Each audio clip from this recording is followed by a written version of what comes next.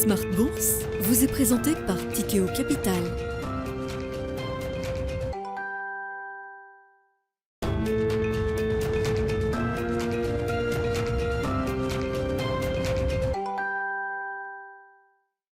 C'est reparti pour Smart Bourse, votre double dose quotidienne de marché en direct sur Bismart. Chaque jour à la mi-journée, 12h30, 13h. Et en fin d'après-midi, la grande édition pendant une heure à partir de 17h, rediffusée à 20h sur Bismart TV. Émission que vous retrouvez chaque jour en replay sur bismart.fr et en podcast sur l'ensemble de vos plateformes. Au sommaire de cette édition ce soir, l'inflation encore et toujours qui reste l'obsession des investisseurs et des banquiers centraux avec des chiffres en zone euro qui ne sont pas bons. C'est le moins qu'on puisse dire puisqu'on voit une nouvelle accélération de l'inflation cœur sur un an en zone euro à 5,6%.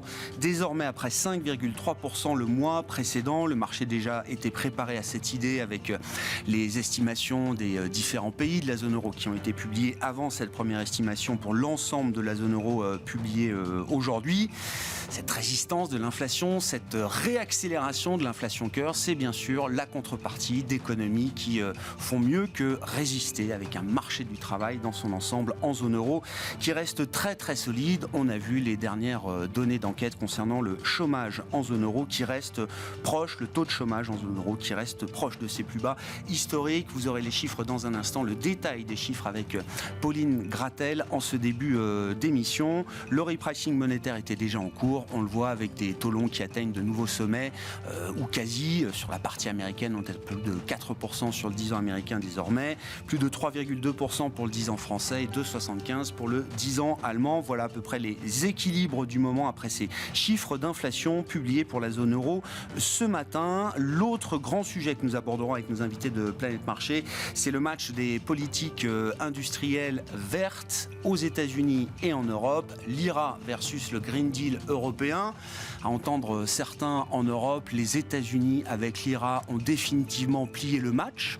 Est-ce que 370 milliards de subventions et de dépenses d'investissement sur 10 ans aux États-Unis suffiront aux Américains pour rattraper un leadership installé en Europe depuis plusieurs années maintenant sur la question de la transition énergétique et du verdissement des politiques industrielles et climatiques? C'est une vraie question qu'on se posera, d'autant qu'on voit quand même un nouveau sujet de fracture politique aux États-Unis qui est en train de monter avec des campagnes anti-ESG qui se jouent chez les investisseurs, dans les entreprises et au Congrès désormais, avec une bataille anti-ESG contre le capitalisme woke qui est menée par des leaders démocrates de renom, Mitch McConnell au Sénat ou encore le gouverneur de Floride, Ron DeSantis. Voilà pour les sujets du jour dans Planète Marché à suivre dans un instant.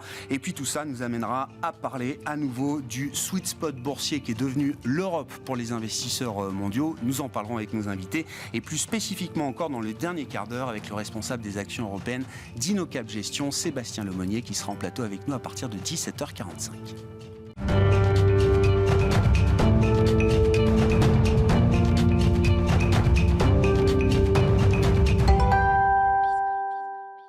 Mais d'abord, les infos clés du jour sur les marchés avec des actions européennes qui font encore mieux que résister. On n'a pas marqué de nouveaux sommets ces derniers jours, mais on tient proche des sommets qui ont été atteints au cours du mois de février avec un CAC 40 qui va terminer cette séance en progression. Les infos clés du jour avec Pauline Gratel.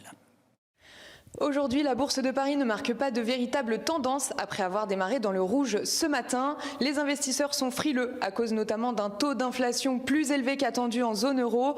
Le premier temps fort de la séance du jour était donc à 11h avec la première estimation des prix à la consommation en zone euro pour février qui s'établit donc à 8,5% sur un an contre 8,3% attendu par le consensus et 8,6% sur le mois de janvier selon Eurostat. Un très faible ralentissement donc de l'inflation en zone euro. Cet indice mesuré en corps augmente donc à 5,6% alors que le marché espérait une stabilisation à 5,3%. Mais la réaction du marché reste modérée avec des taux déjà sous tension. Dans le même temps, on a aussi découvert à 11h le taux de chômage en zone euro qui reste stable pour le mois de janvier en baisse de 0,2 points par rapport à janvier 2022 pour s'établir à 6,7% de la population active selon les données d'Eurostat publiées ce matin. Ce chiffre reste reste proche de son plus bas historique, atteint en octobre dernier à 6,6% de la population active depuis qu'Eurostat a commencé à compiler cette série en avril 98. Du côté des valeurs à suivre, ST Microelectronics essuie l'une des plus fortes baisses du CAC 40 aujourd'hui. Après que Tesla ait fait une annonce concernant les boîtiers de connexion, l'entreprise se passera de certains composants de ST Microelectronics à l'avenir. Technip Energies signe l'une des hausses les plus élevées aujourd'hui. Le groupe a présenté des résultats annuels et des prévisions pour 2023 meilleurs qu'attendus par les experts. Et puis Veolia prévoit une nouvelle croissance de son chiffre d'affaires et de son excédent brut d'exploitation sur l'année 2023. Veolia a publié des résultats supérieurs aux attentes l'an dernier et même à leur plus haut historique. Pauline Gratel qui était avec nous aujourd'hui pour Tendance, mon ami, dans Smart Bourse sur Bismart.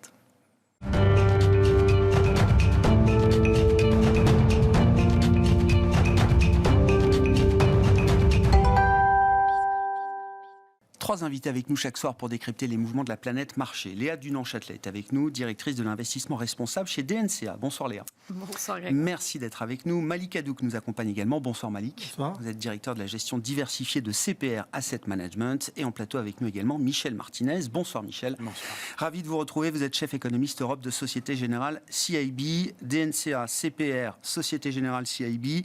Trois maisons qui n'ont jamais été complaisantes sur le risque inflationniste. Je le dis à votre place, puisqu'on se parle à peu près tous les mois depuis maintenant longtemps, et ça fait plus d'un an, 18 mois peut-être qu'on parle tous les mois du même sujet qui est celui de l'inflation. Michel, quand vous voyez les premières estimations d'inflation zone euro, avec notamment la poursuite de l'accélération de l'inflation cœur au mois de février jusqu'à 5,6%, nouveau pic dans ce cycle pour l'inflation cœur en zone euro, quand bien même vous étiez déjà inquiet ou vigilant, j'allais dire, sur ce risque inflationniste et la persistance de ce risque inflationniste en zone euro, est-ce qu'il faut l'être encore plus que jamais aujourd'hui ? Oui, il y a de quoi être inquiet. L'inflation s'est installée. Alors le pic d'inflation totale est passé, mais l'inflation sous-jacente domestique s'est installée et continue d'accélérer, 5,6%. Ça devrait rester à ces niveaux-là pour au moins 6 mois. Et après, ça devrait un peu redescendre si les tensions sur la fabrication de biens se dissipent un peu. Mais après, l'étape suivante, c'est des potentielles boucles prix-salaire. Et là, en ce qui concerne les salaires, avec les marchés du travail tendus, vous avez rappelé les chiffres, on a des hausses dans le tuyau qui sont énormes. On parle d'environ 5-6% dans la plupart de hausses de salaire dans la plupart des grands pays. La Banque de France, par exemple, prévoit 6% de hausse salariale cette année. Et donc, si on a effectivement des hausses de salaire cette année, l'an prochain, de 5-6%, on voit bien que l'inflation sous-jacente aura beaucoup de mal à redescendre en dessous de 4. Je crois que c'est à moins d'avoir des gains de productivité. Donc, l'inflation s'est installée. Et ça veut dire qu'il faut que les politiques économiques apaisent ces tensions dans l'économie. Il y a aujourd'hui un excès de demande sur l'offre, tant du côté des biens que des services. C'est ça qui fait ces pressions sur l'inflation. Et il faut réduire cet excès de demande sur l'offre. Et donc, ça appelle des politiques budgétaires et monétaires beaucoup plus restrictives. Et en ce qui les concerne, on voit bien que du côté budgétaire, il n'y a aujourd'hui pas grand-chose. Il n'y a aucune intention d'augmenter les impôts, de baisser la dépense publique. Et donc, tout le poids de ce durcissement, il va peser sur la Banque centrale. Et je crains que là, les nouveaux hauts qu'on anticipe sur les taux terminaux de la Banque centrale soient, dans quelques semaines, quelques mois, des nouveaux bas. Et pareil, en ce qui concerne le durcissement du quantitative tightening, qui est vraiment trop léger. Je finirai un peu là-dessus. Pour moi, la principale anomalie dans la configuration actuelle, c'est le fait que la courbe des taux reste inversée. Et ça évidemment, la conséquence, c'est qu'on va avoir des agents économiques qui vont emprunter à 3 ans, 5 ans, 10 ans à des taux inférieurs aux taux directeurs.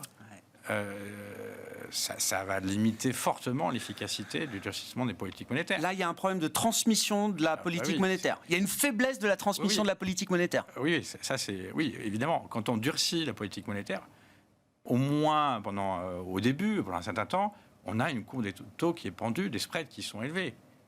Et là, c'est pas le cas. Donc là, c'est une vraie anomalie qui... alors, si on partage ce constat qu'il y a un excès de demande sur l'offre dans l'économie, qui doit être résolu, sinon, si on joue que sur les taux courts, il n'y aura pas beaucoup d'impact sur les décisions d'investissement des agents économiques. Ce qui peut aider à comprendre et qui éclaire le débat, et vous avez de ce point de vue-là une analyse qui est peut-être un peu différente de certains sur justement ce déséquilibre offre-demande, Michel. Pour vous, le point de focalisation qu'on rate peut-être, oui, c'est qu'on est encore dans un choc d'offres. Oui. Massif. Oui. Et que cet excès de demande vient notamment d'un problème d'offre. L'écartement entre ce qu'on peut imaginer être un excès de demande par rapport à l'offre, c'est avant tout un problème d'offre. Oui, d'une manière générale, il faut changer alors en anglais on dirait mindset, d'état d'esprit, pour comprendre ce qui s'est passé depuis la pandémie. Et puis donc, on a eu effectivement des chocs d'offres. Et je pense qu'il faut avoir en tête plutôt les précédents chocs d'offres, les chocs pétroliers. Je dis ça parce qu'en fait, pendant 20 ans, un peu plus, ou 30 ans avant la pandémie, tous les chocs, la plupart des chocs, c'était des chocs de demande, même les chocs financiers, c'est essentiellement un choc de demande. Et donc, le résultat, c'était que l'activité baissait et que les pressions sur les prix baissaient. Là, quand on regarde toutes les enquêtes, on voit bien que les entreprises nous disent que ce qui limite leur production aujourd'hui, c'est pas l'absence de demande. C'est les difficultés de recrutement, c'est les difficultés de se fournir en biens intermédiaires, en machines, et dans des proportions qui sont gigantesques. Et ce qui s'est passé depuis la pandémie, c'est que la demande a été préservée. La demande pour l'achat n'a quasiment pas baissé, le revenu disponible. Et du côté des ménages, alors qu'on sait qu'il y a eu des contraintes sur l'offre, donc il y a eu un excès d'épargne, et probablement la même chose du côté des entreprises, avec des profits très élevés. Et alors si on partage le constat, cette idée, ce diagnostic, que l'économie européenne, les économies avancées sont dans un fort excès de demande sur l'offre, donc la output gap, c'est comme ça qu'on appelle, il est très élevé, je ne sais pas, 4 points de PIB par exemple. Si on a ce diagnostic en tête, alors on comprend tout ce qui s'est passé. La conséquence, c'est que l'activité, la croissance ne dépend pas de la demande, elle dépend de l'offre. Donc, ça explique pourquoi il n'y a pas de récession. Ça explique aussi que le momentum de croissance soit mou, parce qu'il augmente à due concurrence des créations d'emplois et puis de nouvelles installations. Et effectivement, quand on regarde la séquence trimestrielle, elle n'est pas folichonne de croissance. Elle ne va pas extraire. On comprend pourquoi les entreprises continuent d'avoir des marges élevées, pricing power élevé, parce qu'il y a un excès de demande sur l'offre. On comprend pourquoi les entreprises continuent d'embaucher, parce qu'il y a un excès de demande sur l'offre, donc elles ont intérêt à augmenter l'offre. Pourquoi les entreprises continuent d'investir? Pareil, même chose. Et donc, in fine, pourquoi l'inflation cœur est élevée? Et donc, ce diagnostic permet d'expliquer tout ce qui s'est passé. Tout ce qui se passe en ce moment. J'entends. Et il y a de fortes... Quand on regarde, on fait des estimations sur l'excès d'épargne des ménages et des entreprises, il y a de fortes raisons de penser que cette situation va durer encore quelques années. Et donc, la difficulté pour les banques centrales, c'est qu'on en a un nouveau cycle de hausse des taux qui est très très long. On est loin du pivot. J'entends. C'est ce qui me perturbe dans l'éclairage que vous apportez. Ce qui me perturbe, c'est la manière dont réagissent les banques centrales. C'est-à-dire qu'on normalise les politiques monétaires, c'est une chose, mais le but va être finalement de casser une demande qui est excessive par rapport à l'offre, mais parce que l'offre est trop faible. Ça va être ça le but des politiques monétaires. De ramener la demande à un niveau d'une offre qui n'est pas un niveau normalisé de l'offre. En l'occurrence, l'offre, elle est légèrement en dessous de ce qu'elle aurait dû être. C'est surtout la demande a été très soutenue, tant du côté... je pense que c'est surtout ça qui a joué. Et d'ailleurs, aussi bien en Europe qu'aux États-Unis. C'est pas que les États-Unis. Mais après, in fine, encore une fois, on ne sait pas. Je mentionne ce risque de cycle aux taux beaucoup plus élevés que ce qui est encore anticipé maintenant. Après, il peut y avoir un débat politique, explicite ou implicite, sur autoriser l'inflation à dériver beaucoup plus longtemps que... Voilà, c'est l'autre possibilité. Mais L'autre possibilité aussi, c'est que la politique économique dans son ensemble et donc la partie budgétaire se mettent peut-être un peu plus au diapason de l'objectif de lutte contre l'inflation. Voilà, aussi, exactement. Après, voilà, donc on a à peu près les différents éléments du débat. Mais si on pense si on croit à l'indépendance des banques centrales et leur volonté de ramener l'inflation à 2%, qui est leur mandat primaire, alors il y a quelques possibilités. Il n'y a pas d'autre voie. Bon. Votre lecture de la situation à ce stade, Malik, alors on était quand même en début d'année dans l'idée du, alors je sais pas, no landing, en tout cas l'idée de la désinflation immaculée, hein, ça c'est les concepts qu'on aime bien sur les marchés. Là, on voit qu'on sort un peu de cette idée-là et qu'on commence à comprendre que la lutte contre l'inflation va pas être simple et va pas être rapide. Oui, c'est certainement. Après les très bons chiffres, notamment, je pense que les banques centrales, je suis d'accord avec le constat qui a été fait, hein, il n'y a pas les faits qu'on est surpris que l'inflation soit résiliente et les chiffres de l'emploi américain, c'est eux qui ont été le détonateur de cette résilience, de cette remontée de l'inflation. Pour autant, je pense que oui, que la cible de l'inflation va, à mon avis, être bougée parce qu'il y a un problème qui se pose malgré tout, c'est que cette hausse des taux, elle devient dangereuse sur la soutenabilité de la dette à terme, notamment pour les marchés européens, mais même aux États-Unis, hein, où aujourd'hui, la charge de la dette, ça représente, je crois, plus de 800 milliards. Ça commence à devenir assez sérieux. Alors, comment vont faire les gouvernements et comment vont faire les banques centrales pour limiter l'impact et éviter une crise éventuellement financière sur la soutenabilité de la dette? Sur l'inflation, honnêtement, on a été surpris par cette résilience-là. Il faut le reconnaître. Même si on avait été... Ah oui. On avait mentionné, mais on pensait qu'on a passé le pic, c'est vrai, mais que l'inflation reste assez élevée. Et on pensait que la baisse allait être un peu plus rapide, ce qui n'est pas le cas, ce qui explique l'ajustement qu'on a eu sur les marchés obligataires.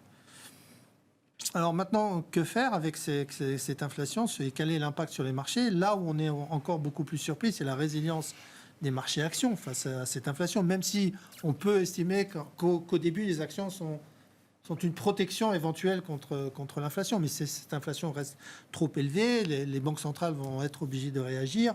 Et honnêtement, les primes de risque action sont quand même dégonflées, notamment aux États-Unis. Et elles restent élevées en Europe. C'est pour ça qu'on considère que le marché européen a encore de la marge pour surperformer le marché américain, parce que aussi les bénéfices ont été au rendez-vous, ont été de meilleure qualité. Mais honnêtement, on ne peut pas continuer comme ça au niveau des valorisations si l'inflation ne rebaisse pas et les taux ne rebaissent pas à un certain moment. Le momentum pour continuer pendant un certain moment, mais à la fin, il y aura une correction qui devra se mettre en place si l'inflation reste aussi élevée. Là, de voir les indices actions européens au sommet et les taux cœur au sommet également en Europe, il y a quelque chose de perturbant. Pour moi, il y a quelque chose de perturbant si cette donnée se matérialise. Pour que ça ne soit pas perturbant, il faudrait que l'inflation recommence. On ait une anticipation de rebaisse de l'inflation et que les bénéfices d'entreprise continuent à progresser comme ils l'ont fait en 2022. Ce qui, à mon avis, va être compliqué. Mais attendons de voir comment les entreprises vont se comporter. Et même si elles ont ce pricing power, on a vu quand même aux États-Unis des impacts quand même commencer sur les marges. On a vu les marges commencer à baisser. Donc ça va être difficile.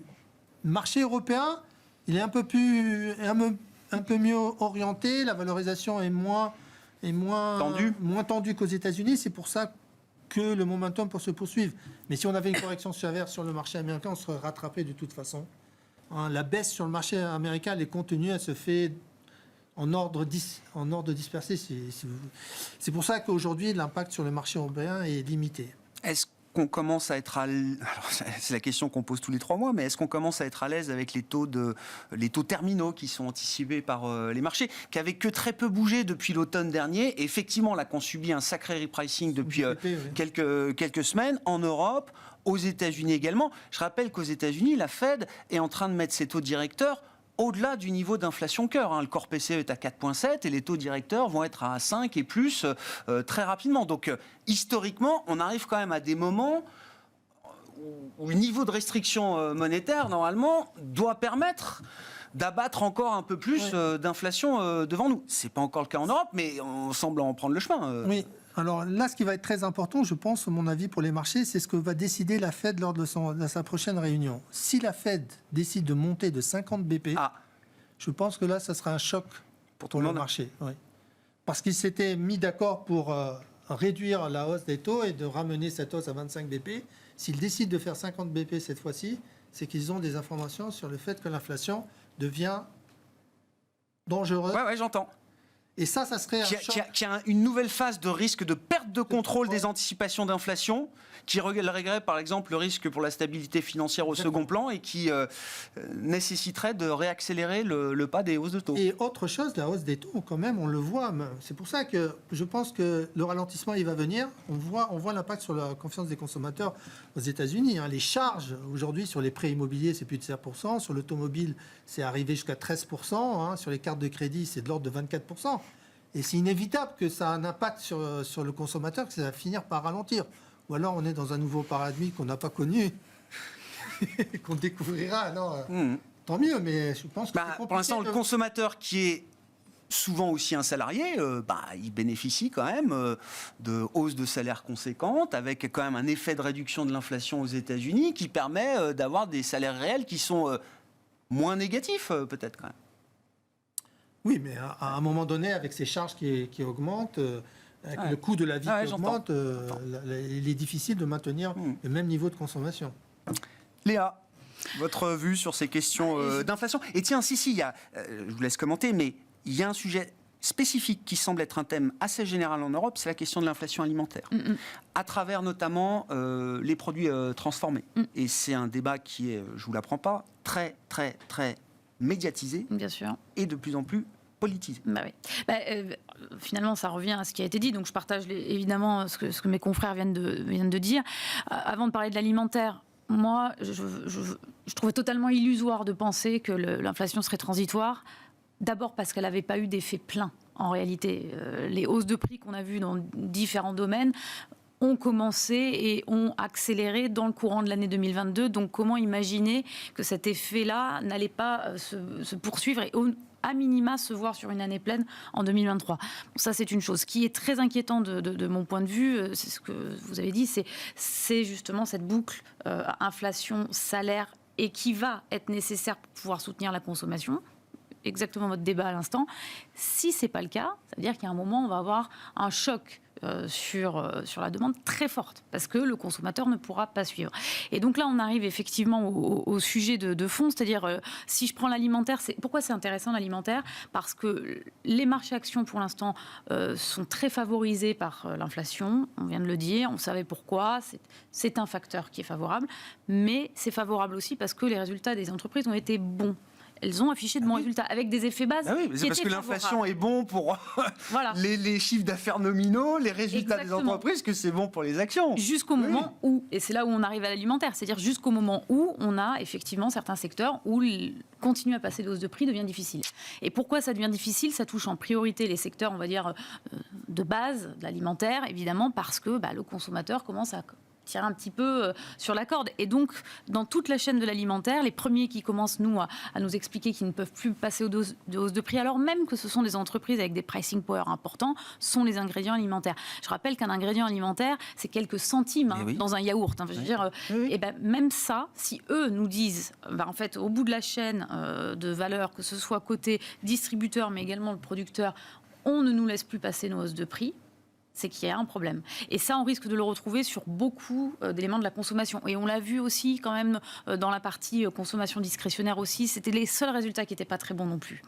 Donc, c'est notre zone d'inquiétude. Et alors, je conclue avec ce que vous avez dit, je suis complètement d'accord. Si la Fed nous envoie un signal sur la hausse des taux de ce type, là, ça veut dire que ça y est, c'est terminé. Cette inflation qui devait être temporaire va être beaucoup plus structurelle. Ouais. Et ça sera, c'est un paradigme qu'on ne connaît pas bien, hein. Enfin, moi, il y a beaucoup de choses qu'on ne connaît pas bien, qu'on vit depuis 3 ans. Exactement. Donc là, on va être encore un peu à l'aveugle, malheureusement. Michel ? Sur quel sujet? Je sais pas, il y avait une remarque, non, Non, j'ai non, vu, non, c'était... Non, mais sur l'inflation alimentaire, si, moi ça m'intéresse. Est-ce que c'est un thème qui se vérifie un peu partout en Europe? Est-ce que ça devient majeur dans le phénomène inflationniste et dans le risque de spirale et d'effet de second tour? Oui, c'est une des raisons des surprises, les récentes surprises, quoi. Et puis l'inflation des prix alimentaires est maintenant celle qui est la plus rapide. Beaucoup plus rapide que l'énergie maintenant. Alors après, quand on regarde d'un point de vue macroéconomique, ce qu'on observe, c'est qu'en termes nominaux, les ménages continuent de dépenser plus. Donc il n'y a pas de baisse de consommation en valeur. Et en proportion par rapport aux revenus, c'est pareil, il n'y a pas non plus de baisse. Dans l'alimentaire, hein, pour la partie alimentaire, post-alimentaire. Oui, post-alimentaire. Par contre, il y a des effets volume. Alors, ce qui est intéressant, forte hausse des prix et baisse des volumes. On le voit dans les ventes de détail en volume, ça baisse. Alors, on se dit,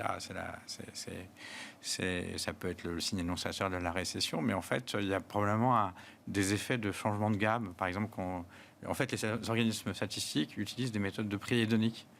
Un peu comme pour les voitures. Quand on monte en gamme, ça fait plus de volume.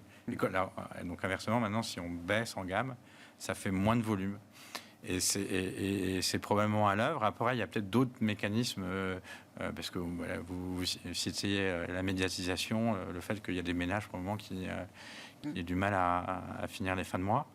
Mais c'est difficile de faire la part des choses à ce stade. Mais les chiffres macro en valeur sur le poste alimentaire ne sont pas inquiétants. J'entends. Non, mais c'est vrai que il y a beaucoup de bruit. Encore une fois, et vous le disiez déjà depuis au moins l'été dernier, de mémoire, Michel, crise du pouvoir d'achat. Ok, on peut manier cette terminologie peut-être dans le domaine politique pour des raisons X ou Y, mais la réalité macro, encore validée par les chiffres de l'INSEE fin 2022, le revenu disponible brut, alors par unité de consommation, je crois qu'il baisse de 0,2. Est-ce que ça fait une crise?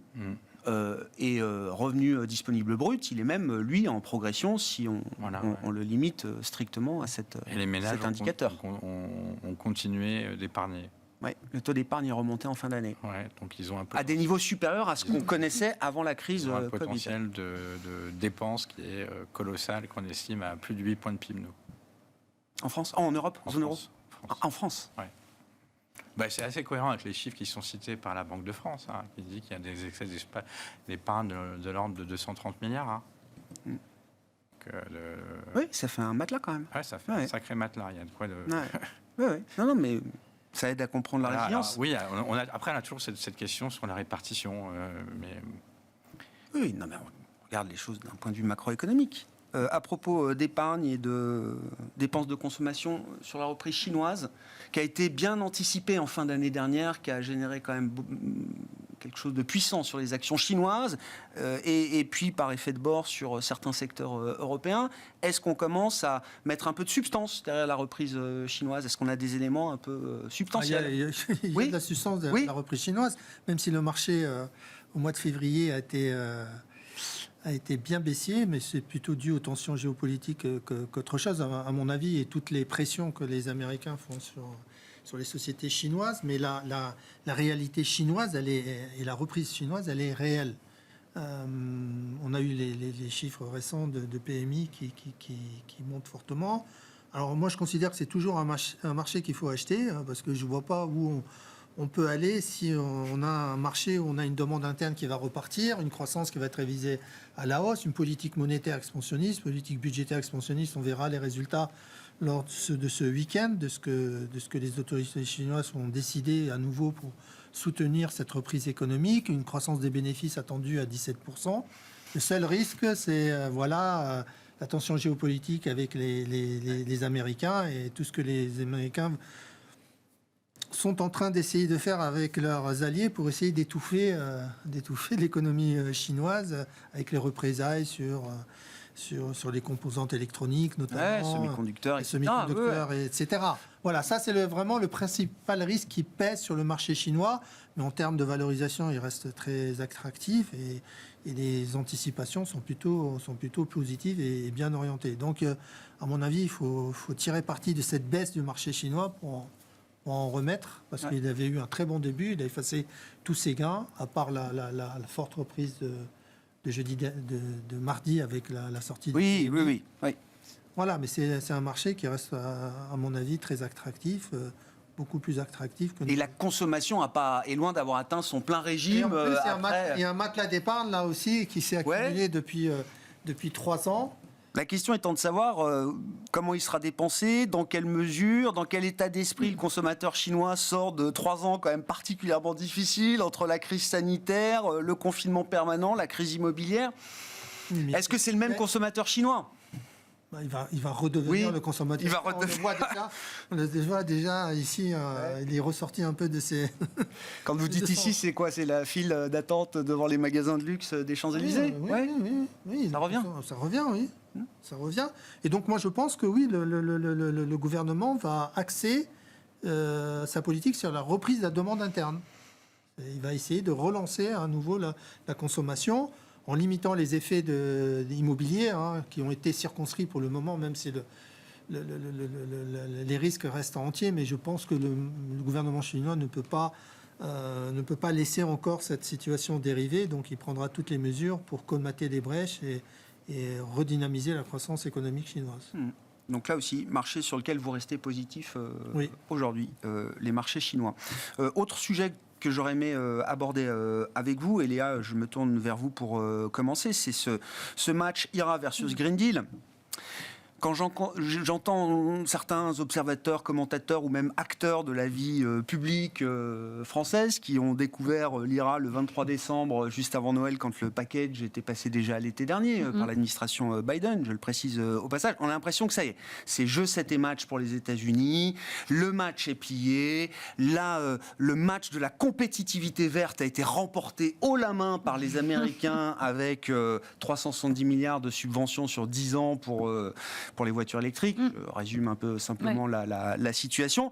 Et je me dis, notamment avec des gens comme vous, ça fait 10 ans que je parle de la question ESG, des questions de transition, des enjeux climatiques. On vit dans un pays, dans une zone économique où tous les acteurs privés et publics sont orientés ou par contrainte, ou par choix, ou par ambition, mais sont tous orientés vers ces questions de transition climatique. Je ne parle même pas des montants qu'il faut agréger, de plans d'investissement divers et variés, État par État, et au niveau des supras et des institutions européennes. Je me dis, comment est-ce que le match peut être plié comme ça d'un coup ? Alors, la première remarque qui a été faite effectivement par les spécialistes, c'est de dire en fait on a 2 plans, donc le Green Deal pour parler de celui européen et puis l'IRA pour les États-Unis, qui ne fonctionnent pas de la même manière. Avant même de parler des montants, puisque donc 369 milliards de dollars pour les États-Unis, 1000 milliards de dollars pour l'Europe. Donc déjà, on ne parle pas des mêmes montants, mais c'est surtout la méthode. Les États-Unis, c'est des subventions, des crédits d'impôt. Et donc, effectivement, c'est améliorer exactement la compétitivité des entreprises américaines. Je vais revenir sur ce qui a été dit sur Tesla parce que c'est très lié à justement leurs propositions. En Europe, c'est un cadre régulatoire normatif. C'est des lois, c'est la taxonomie, c'est le marché des quotas CO2, c'est incompréhensible. C'est ça le vrai reproche de fond. C'est pas tant l'avance qu'avait pris l'Europe. Le premier reproche, c'est celui-là. D'où d'ailleurs l'annonce de Ursula von der Leyen en début d'année, qui a dit oula, en fait, on va peut-être un peu modifier les choses quand même. On va proposer un plan industrie net zéro, c'est ce qu'elle a annoncé en janvier à Davos, et finalement pour dire qu'est-ce qu'il faut faire ? Il faut quand même aider le développement de ces industries vertes globalement, donc alléger l'administratif quand il s'agit d'avoir des licences, améliorer probablement la charge fiscale, en tout cas la baisser pour ces entreprises vertes, etc. Donc on voit bien qu'il y a eu un problème au démarrage dans l'idée de fond. Même si la Commission européenne a dit, attention, on ne veut pas être sur des plans de subvention. On ne veut pas faire une économie verte, subventionnée, qui ne fonctionnera que grâce à ça. Néanmoins, je reviens sur le très court terme. Ce qui s'est passé entre Tesla et STM, c'est extrêmement intéressant. Pourquoi ? Donc je dis juste, STM, Tesla, c'est 4% du chiffre d'affaires de STM. Oui. Hein, c'est quand même un fournisseur stratégique important, notamment sur des composants, des plaquettes de carbure de silicium.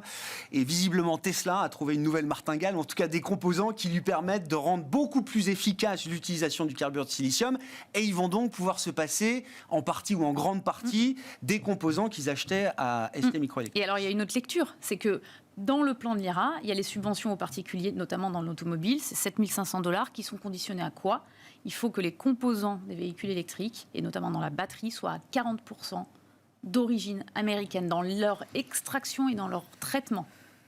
Voilà, et ça, c'est la beauté des États-Unis face à l'Europe, c'est-à-dire. Et ça suffit à plier le match ou pas, non, Léa ? Parce que encore une fois, je veux dire, qu'on soutienne, que la méthode soit différente, que les Américains soient focus offre et nous demandent, c'est historique. Mais encore une fois, moi, je parle des agents privés, des entreprises, même des ménages, des investisseurs comme vous. Oui.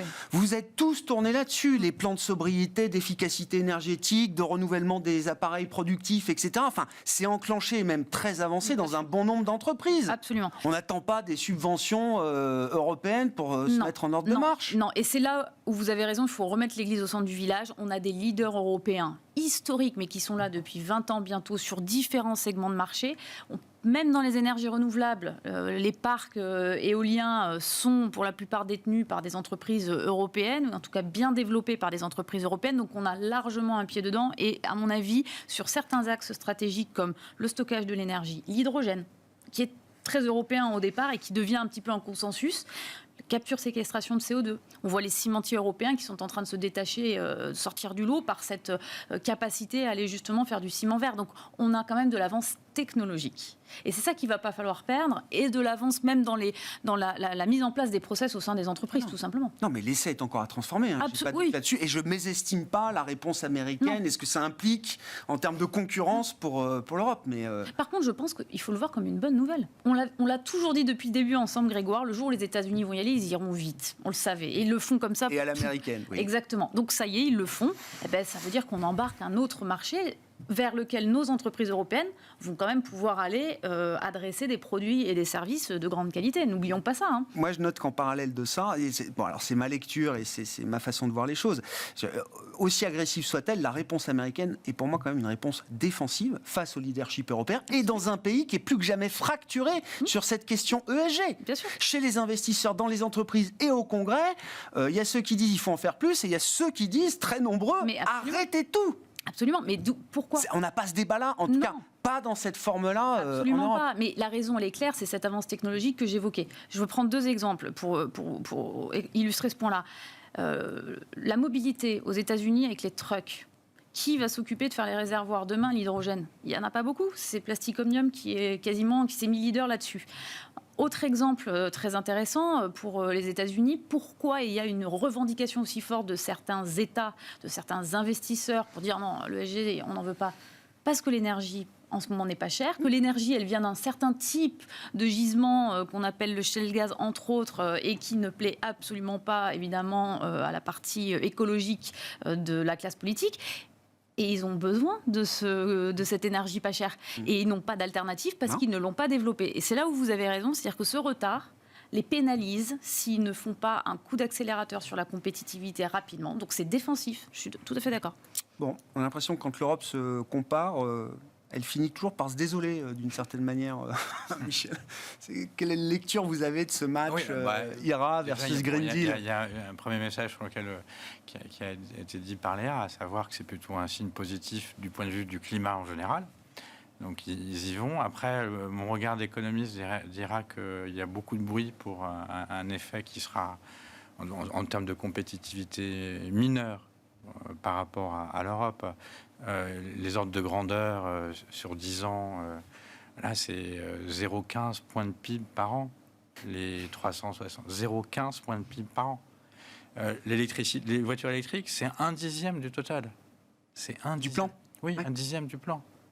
On parle d'ordres de grandeur, mais qui sont infinitésimaux. Et en face de ça, en Europe, c'est quel type d'ordre de grandeur ? Parce que c'est compliqué, l'Europe, de ce point de vue-là. Il faut agréger des données qui sont parfois pas évidentes. Alors, eux, ils ont quasiment qu'un seul outil, les subventions, donc c'est facilement identifiable. L'Europe, c'est beaucoup plus compliqué. Parce qu'il y a effectivement des quotas, des taxes, il y a quand même quelques subventions, parce qu'on est quand même le pays qui a des aides à la production ciblées, la région la plus forte dans le monde. On n'en parle jamais. La France est d'ailleurs un des leaders avec toutes ses niches fiscales. Et les aides à la production, c'est toujours ciblé. Et et puis, in fine, il y a surtout des dépenses d'investissement en direct de l'État ou avec des partenariats publics-privés. Donc, on n'arrivera jamais à avoir des ordres de grandeur vraiment comparables avec les États-Unis. Mais bon, quand on regarde les dépenses qui ont été faites pour lutter contre le changement climatique, l'Europe veut arriver à quelque chose qui représente 3 points de PIB dans les années 2030. On est probablement déjà au-dessus de 1 point de PIB aujourd'hui, sachant qu'on a probablement multiplié par 2 en 3 ans, à peu près. Ouais. Enfin, donc, les ordres de grandeur que je vous mentionne, ils sont déjà nettement supérieurs à celles pour les États-Unis. C'est déjà très nettement supérieur. Après, revenir aussi sur la question de la compétitivité, ça a été mentionné. C'est la raison pour laquelle l'Europe conteste. C'est la notion de contenu local. Donc là, effectivement, 40 ou 50% de contenu local en ce moment, ça dépend des inputs, mais avec l'idée d'augmenter à 80 ou à 100% d'ici 2030. Ah oui. Et là, encore une fois, que nous, cette préférence, alors c'est national au sens... Oui. Et Canada et Mexique, hein. Voilà. N'oublie pas les voisins, oui, voilà, évidemment. Avec les pays qui ont signé des accords. Voilà. C'est ce que nous enseigne l'analyse économique, c'est qu'il y a probablement une courbe de l'affaire de ça. Autrement dit, qu'il y a un moment quand vous allez obliger... une courbe d'affaires du protectionnisme, quoi, d'une certaine manière. Mais quand vous allez obliger un producteur à avoir 80 ou 100% de contenu local en 2030, il n'y en aura plus. Ouais. C'est quasiment impossible. Et là, on en revient. Et donc, moi, c'est très douteux que ça attire beaucoup d'investissements parce que même si aujourd'hui 40-50% ça passe, mais dans 5 ans ou dans 10 ans, ça passe plus. Et donc là, il y a un ensemble. Vous dites quoi? Attention à tous ceux qui veulent se ruer aux États-Unis pour implanter des sites de production. Aujourd'hui, c'est facile, mais demain, il faudra 80% d'input local. Et là, c'est notre paire de manches. 80% sur les minéraux, les tiers et compagnie, mais 100% pour tout ce qui est assemblage et compagnie. Et donc, quand on regardait ça, là, on a quand même beaucoup d'évidence sur le sujet en termes d'investissement direct. Ce type de protectionnisme, in fine, est nuisible. Donc, quand on regarde les ordres de grandeur macro et puis ce qu'on dit, c'est très difficile de penser que ça va avoir un effet sur la compétitivité de l'industrie verte européenne massive, y compris l'automobile. Alors, il y aura quelque chose qui va changer par rapport à la photo qu'on a aujourd'hui. Il y a juste une chose à rajouter en une minute. Ce qui est en Europe et qui n'est pas aux États-Unis, c'est que le régulateur a embarqué les investisseurs, justement avec ce cadre un peu compliqué. Et ça va rajouter au package de financement budgétaire au niveau gouvernemental. Les États-Unis n'ont pas fait ça. Non. Les États-Unis, ils en sont encore en stade où ils mènent des campagnes politiques anti-ESG. Absolument. Voilà. Malik, non mais c'est un vrai thème, hein. C'est un thème structurant, ce thème de la compétitivité de demain. Alors je ne sais pas si toute la compétitivité sera verte et absolument verte, j'en sais rien. Mais non, mais si c'est le cas, est-ce qu'on a vraiment encore un avantage? Est-ce qu'on est leader? Est-ce que pour des investisseurs qui peuvent avoir parfois des visions un peu long terme, il y en a? Est-ce que c'est quand même, est-ce que ça fait partie quand même des atouts structurels de l'Europe qui se révèlent aujourd'hui plus que jamais? Indéniablement aujourd'hui, oui. Le ESG, tout ce qui concerne le combat pour le climat, l'Europe a pris ça corps et âme et a un avantage concurrentiel, à mon avis, indéniable. Comme le disait ma confrère, les Américains, ils font ça par défense et ils font ça à l'américaine. Après, ils ont des oppositions, comme vous l'avez mentionné, internes. Violentes, hein. Violentes, très très violentes même. Exactement. Et je ne sais pas si le président américain a le droit de revenir sur a son droit de veto là-dessus, je sais pas. Je crois qu'il est prêt à sortir pour la première fois de son mandat son droit de veto, donc sur une loi qui a été passée à la Chambre des représentants par des républicains, effectivement, qui veut remettre en cause la pratique ESG. Hein. Je ne rentre pas dans le détail, mais ça se joue au plus haut niveau. Oui, mais donc ça va entraîner des complications sur d'autres sujets avec les républicains, notamment sur le plafond de la dette, éventuellement, qui va revenir sur le devant de la scène aux États-Unis. Mais qui va revenir de quelle manière? Parce que c'est vrai que c'est un sujet qu'on aborde de manière par petites touches encore. Ça revient à la manière 2011, genre perdre du triple A, enfin c'est fait, mais ça pourrait l'être. Ça peut atteindre ce niveau de crispation. Oui, ou est-ce que c'est business as usual? Non, ça peut atteindre ce niveau de crispation, à mon avis, compte tenu des difficultés aujourd'hui à s'entendre entre républicains et démocrates, comme d'habitude, sur des sujets importants. Oui, mais ça ne durera pas longtemps. On verra. Non, mais après, si c'est ça, il faut avoir les conséquences. Government shutdown, ça veut dire que toute l'administration américaine est au chômage. Tous les services publics ne fonctionnent plus.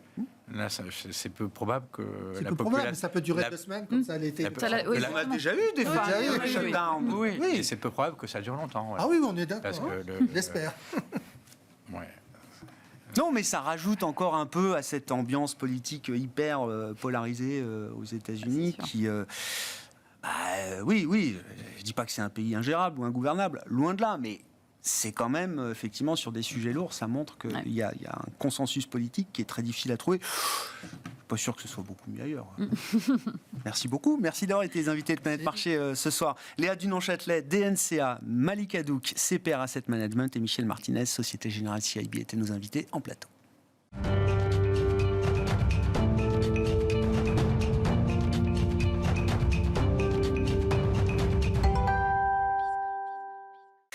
Le dernier quart d'heure de Smart Bourse, c'est le quart d'heure thématique. Et le thème ce soir, c'est notre obsession du moment dans Smart Bourse. Pourquoi est-ce que l'Europe est devenue ce nouveau sweet spot boursier, notamment pour les investisseurs internationaux. En tout cas, ceux qui ne sont pas investis en Europe ratent quelque chose, visiblement. Nous en parlons avec Sébastien Lemonnier, qui lui est forcément investi en Europe, responsable des actions européennes chez InnoCap Gestion. Bonsoir et bienvenue, Sébastien. Bonsoir, Grégoire. On se connaît depuis longtemps. C'est pas souvent, quand même, dans nos discussions et nos débats qu'on a mis en avant l'Europe comme étant un marché leader ou des marchés leaders. Je le répète tous les jours dans cette émission depuis quelques temps. Le 16 mars prochain, 2023, ce sera les 3 ans du point bas de mars 2020. Quand on fait la comparaison, le CAC 40 français met 20 points dans la vue à l'indice Nasdaq américain, etc., etc. Je bassine tout le monde avec ça. Comment vous lisez la situation avec en plus des marchés obligataires qui n'arrêtent pas de corriger, des taux en Europe qui sont plus hauts et des indices actions qui sont au sommet ou quasi au moment où on se parle? En fait, je pense qu'il faut avoir en tête que depuis 10 ans, l'Europe est délaissée. Et on est toujours négatif pour peut-être des bonnes raisons, des raisons politiques, des raisons d'inflation. Et on n'est jamais très optimiste aussi en Europe. À l'inverse, quand on discute avec les sociétés, ce qui est mon cas depuis maintenant 20 ans, on oublie souvent, et notamment dans les valorisations des sociétés, parce qu'il y a une décote historique sur l'Europe, qu'en Europe, on a des champions internationaux, pas juste des champions locaux. On a des technologies en Europe, notamment sur les valeurs industrielles, qui sont dupliquées à travers le monde. Et il y a parfois d'ailleurs des OPA en Europe, et ça on l'oublie. Alors ça demande beaucoup de travail, c'est aussi beaucoup de sélection de titres, mais je pense qu'il y a un tel sentiment et qui a atteint son apogée l'année dernière, parce qu'on était sur une crise qui était encore moi, sur ma 20 ans de carrière, c'était quelque chose de jamais vu. Ouais. Il y a beaucoup de mes concurrents qui, depuis 10 ans, n'ont jamais connu l'inflation.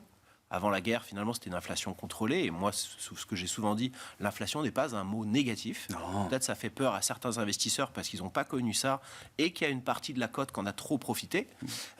Mais finalement, c'était des choses qui étaient plutôt saines. Et quand on regarde, finalement, fin septembre l'année dernière, tout le monde est noir, tout le monde est black. Personne ne sait s'il y aura la fin de l'Europe. L'électricité. On nous disait, vous allez éteindre la lumière. Exactement. Et c'est terminé. C'était la récession la plus attendue par tout le monde. C'est souvent ce que je dis.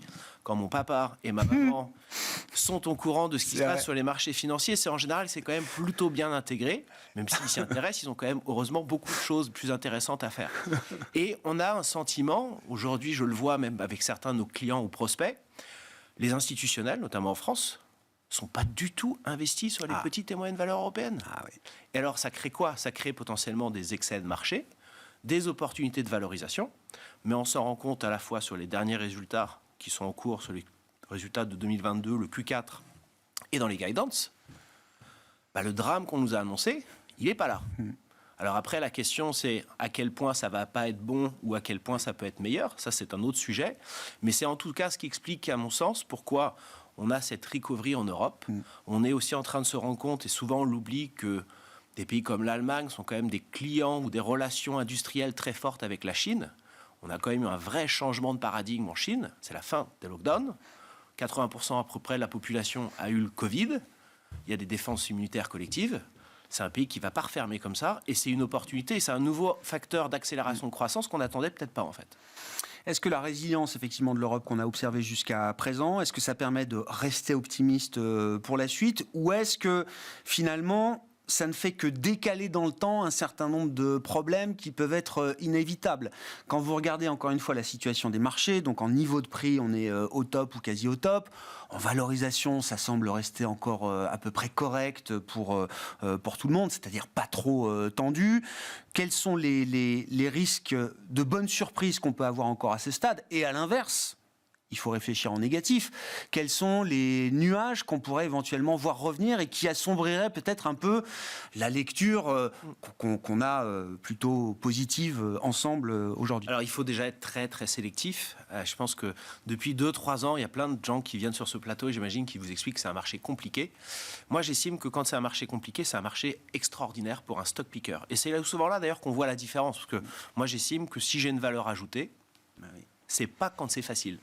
Et quand on a un stock picker, je pense, et c'est aussi des leçons que j'ai apprises sur mes 20 ans d'expérience, il faut être un peu schizophrène. Il faut avoir cette vision à long terme de ces dossiers, une vision à 12 mois, mais ne pas oublier que le marché a toujours raison. Et les choses peuvent vite s'inverser, et les 3 dernières années l'ont bien montré. Aujourd'hui, je pense qu'on a un environnement où il y a quand même beaucoup d'éléments, notamment sur la structure de coûts des sociétés, qui sont en train de se normaliser. Les prix de l'énergie, les taux de fret, c'est beaucoup de choses qui ont impacté beaucoup les marges l'année dernière. Donc je pense qu'on peut avoir des bonnes surprises. Pareil, en septembre, on parlait beaucoup du risque de hausse des salaires. Finalement, moi j'ai fait 3 voyages en septembre parce que justement je me suis dit en Allemagne c'est là où le mal, on va aller là-bas. Les syndicats ont demandé 8% de hausse de salaire à l'époque, quand l'inflation était plutôt à 11-12 à ce moment-là en Allemagne. On sait qu'historiquement ils ont 65-70%, et ce qui est d'ailleurs génial pour les sociétés allemandes, elles ont dealé avec les syndicats, elles ont passé des hausses de salaire de 6% à peu près, c'est quand même bien inférieur à l'inflation, et elles ont déjà loqué des hausses de salaire pour l'année prochaine qui sont autour de 3-4%.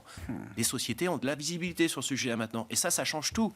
Et quand, vous l'avez vu, il y a quand même plutôt du pricing power, il y a beaucoup d'industries qui ont souffert de déflation pendant 10 ans et qui commencent à passer des hausses de prix, c'est plutôt ça en fait. Et je pense, il ne faut pas être complaisant, qu'aujourd'hui, on a des nouvelles qui sont plutôt rassurantes sur les chiffres d'activité.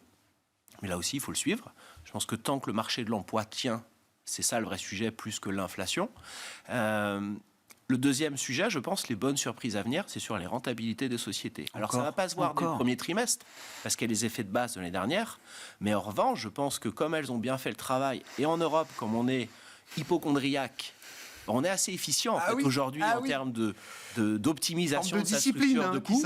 Si on a finalement un levier opérationnel qui n'est pas trop défavorable, on maintient une bonne politique de prix et on a les économies de l'autre côté, je pense qu'on aura des sociétés qui vont délivrer des marges potentiellement positives. Après, il y a des questions, il y a la géopolitique, c'est des choses qui sont très compliquées et que je ne peux pas prédire, mais j'essaie de m'adapter. Le sujet du gaz l'hiver prochain, l'électricité, j'en sais rien aujourd'hui, je ne suis pas plus malin qu'un autre. C'est aussi aux gérants de s'adapter. Je pense que c'est ce que je disais. On doit avoir une vision à 3-5 ans sur des dossiers. M'être amoureux de rien. Je suis amoureux de ma fille et de ma femme. Et c'est tout. Et je m'adapte. Qu'est-ce qui guide la logique du stock picker dans un environnement difficile et donc extraordinaire pour vous? Est-ce qu'on participe encore au match habituel? Alors, l'an dernier, il fallait quand même être assez défensif. Et puis, à partir de l'automne, il fallait être capable de reprendre du cycle pour jouer la reprise et la reprise des actions européennes. Est-ce qu'on est encore un peu dans cette idée-là? Après, dossier par dossier, bien sûr. Est-ce qu'il y a toujours la question des valorisations. Est-ce que le thème value reste un thème important par rapport à un thème croissance qui a beaucoup souffert l'an dernier ? On essaye de naviguer à travers ces thèmes. Je pense très sincèrement, si on est attaché à un seul thème, autant acheter un panier de Goldman Sachs un tracker, avec peu de frais. C'est pas mon combat. Moi, mon combat, c'est de faire mieux que la gestion passive. Et si en plus j'arrive à faire mieux que d'autres stock pickers, tant mieux. On est très pragmatique chez InnoCap Gestion. On fait, par exemple, à moi tout seul, je fais entre 400 et 400 contacts sociétés en moyenne par an. Mes collègues, c'est la même chose. Ce qui est important, c'est l'accélération de croissance. Peu importe si c'est une société de croissance, peu importe si c'est une société de décroissance en général, on n'a pas trop envie d'en avoir. Après, il y a la valorisation. Et moi, j'aime bien, en fait, à travers les thèmes, trouver des inefficiences de marché. Aujourd'hui, vous l'avez dit, tout le monde est positionné sur des valeurs défensives. Personne ne croit que finalement les nouvelles rassurances sont bonnes. Et quand je regarde une fois par mois les portefeuilles avec les reportings de mes concurrents, je me rends compte que ça a assez peu évolué depuis 3-4 ans. Du coup, on a plutôt envie de regarder les sociétés qui sont un peu cycliques, un peu industrielles. Je sais que c'est un gros mot qui hérisse le poil de plein de gens, mais en fait, souvent, quand on met dans les paniers, on ne fait pas de distinction. Aujourd'hui, et c'est une sorte de biais qu'on a aujourd'hui dans le stock picking, ça va être à peu près sur le fonds, notamment que je gère, Quadrige Europe Midcap, 35%, 40% de l'exposition. C'est des sociétés cycliques, mais qui ont un biais de croissance structurelle. Pourquoi ? 1, elles sont potentiellement moins cycliques que perçues par le marché. Ouais. Et 2, elles ont une force d'accélération de croissance, potentiellement de gain de part de marché, si elles sont capables d'amener de l'intelligence au service de leurs clients, c'est ce qu'on essaie de chercher. Et après, le travail de valorisation. Parce qu'aujourd'hui, il y a quand même beaucoup de titres qui ont baissé fortement en 2022, mais c'est des baisses qui sont justifiées par la hausse du capital et qui sont légitimes, en fait. Et quand je regarde ces valeurs-là, on a des rendements de free cash flow qui sont que de 3-4%. Très sincèrement, vu que les taux sont plus les mêmes qu'ils étaient, je trouve pas ça si intéressant. Alors oui, sur 3 ans, c'est pas cher. Mais sur 10 ans, je me pose la question. À l'inverse, j'ai des valeurs qui aujourd'hui sont pénalisées parce qu'elles sont cycliques. Et on n'a pas que des valeurs cycliques, hein, mais elles ont des aspects de croissance structurelle. Je vais prendre un exemple. Ouais. Une société qui a publié ses résultats il y a peu de temps, qui s'appelle Gestamp, en Espagne. C'est en plus un fournisseur automobile. Donc là, je vous combine la totale. Oui, tout ce qu'on veut pas. C'est l'estampage à chaud des structures métalliques qui font le squelette de la voiture. C'est le seul acteur qui, pendant 10 ans, a investi. On l'a d'ailleurs sanctionné. C'est une société qui dépense historiquement entre 8 et 10% de son chiffre d'affaires en CAPEX. C'est une société qui, historiquement, a surperformé la production automobile. Au dernier trimestre, la croissance du groupe est de 37%. Elle surperforme de moitié, la surperformance vient de moitié de gain de part de marché, de hausse de la pénétration de ses solutions chez ses clients. Alors oui, c'est une valeur qui peut potentiellement être cyclique, et si les choses s'inversent, et c'est par exemple une valeur que j'avais en janvier l'année dernière, et que j'avais coupée dès que la guerre a commencé. En revanche, si l'environnement est normal, et c'est la guidance de la société, il vise sur une croissance aux alentours de 8-10%, un levier sur la rentabilité, un bon free cash flow, et tout à l'heure, quand je vous parlais de valorisation, c'est une société qui se traite aujourd'hui sur 7-8% de free cash flow yield, que les gens ne connaissent pas bien, et il y a cet effet potentiellement de rattrapage. C'est ce qu'on essaye de chercher, en fait.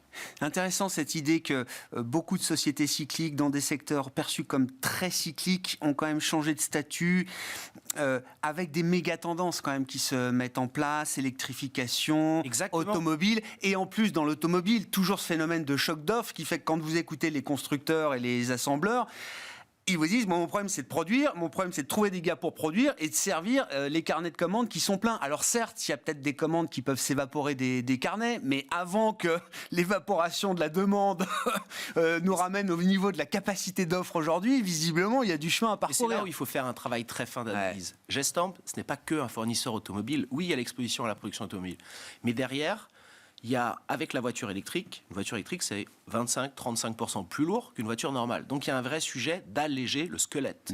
C'est ce qu'eux font très bien avec l'estampage à chaud, à contrario de l'estampage à froid. C'est un acteur qui a gagné des parts de marché. Et puis, quand il y a une batterie électrique, finalement, on rajoute une protection. Et donc, c'est un acteur qui augmente son ticket moyen de plus par véhicule. C'est ça, ces moteurs de croissance. Et c'est ça qui nous intéresse. Parce qu'aujourd'hui, ça a été considéré, c'est une société, malgré son parcours récent boursier qui est assez bon, même si performance future préjure rien du futur, c'est une société qui se paye encore 8 fois les résultats opérationnels. Merci beaucoup Sébastien, merci de venir nous voir pour parler donc là des actions européennes et de cette logique de stock picking dans cette maison de stock picker InnoCap Gestion. Sébastien Lemonnier, responsable des actions européennes d'InnoCap, qui était avec nous, l'invité du quart d'heure thématique de Smart Bourse ce soir.